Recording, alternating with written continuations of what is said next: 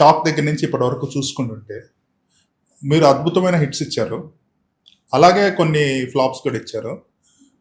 Flops ఇవ్వటానికి గల కారణం ఏంటి? హిట్లు అవ్వడానికి గల కారణం ఏంటి? సార్, ఈ సృష్టి రహస్యం తెలుసుకోవడానికి ఛాన్స్ ఉందేమో. హిమాలయాలకు వెళ్ళి ఋషులు కొంతమంది తపస్సు చేస్తున్నారు సంవత్సరాలుగా.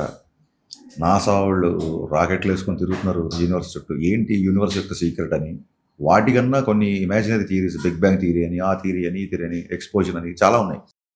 ఏ సినిమా హిట్ అవుద్ది, ఏ సినిమా ఫ్లాప్ అవుద్ది అని చెప్పే థియరీలు ఉండిండొచ్చండి. బట్ నా అవగాహనలో, ఇన్ మై నాలెడ్జ్, రిలీజ్ అయిపోయిన తర్వాత తెలుస్తుంది ఎందుకు పోయింది అనేది డెఫినెట్గా అర్థం అవుతుంది. బట్ జరుగుతున్నప్పుడు మటుకు నా లైఫ్లో నేను హయ్యెస్ట్ కష్టపడిన cinema. Day and night script 1-2 సార్లు ఎవరైనా చెప్తే సలహా తీసుకోవడం, మేబీ అది రాంగ్ అయ్యిండొచ్చు. అది కూడా Mirapakaya Gabbar Singh pure conviction, madness, క్రేజీతో షూట్ చేసిన హ్యాట్రిక్ కొట్టాలి. మిరపకాయ గబ్బర్ సింగ్ తర్వాత తారక్ గారు అసలు హిస్ ఎనర్జీ గట్టి కొట్టాలి అన్న ఉద్దేశంతో డే నైట్ కష్టపడ్డా. ఆ సినిమా వర్కౌట్ అయ్యేసరికి నాకు అర్థమైపోయింది, కష్టపడడం మన చేతిలోనే ఉంటుంది, ఫలితం మన చేతిలో ఉండదు.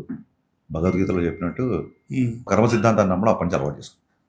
అంటే నాకు ఫస్ట్ ఆఫ్ చాలా బాగా నచ్చింది సినిమాకి. అవునండి, మీరు ఫస్ట్ ట్వీట్ వేశారు. అసలు మీకు గుర్తుంది లేదు, మీరు ట్వీట్ అయ్యగానే ఆల్ తారక్ హీరో గారిని మీరు ట్యాగ్ చేసి needs right director and Harishankar strikes the right card with unique comic timing, అలా ఏదో పెద్ద ట్వీట్ వేశారు. అది చూడగానే ఫోన్ అలా పక్కన పెట్టేసి మన అమ్మయ్యా జీవి గారికి ఇంకా నచ్చేసిన ఫస్ట్ ఆఫ్ కొట్టేసేవరా అనుకున్నాం. సెకండ్ ఆఫ్ అయ్యాక ట్వీట్ లేవేంటి.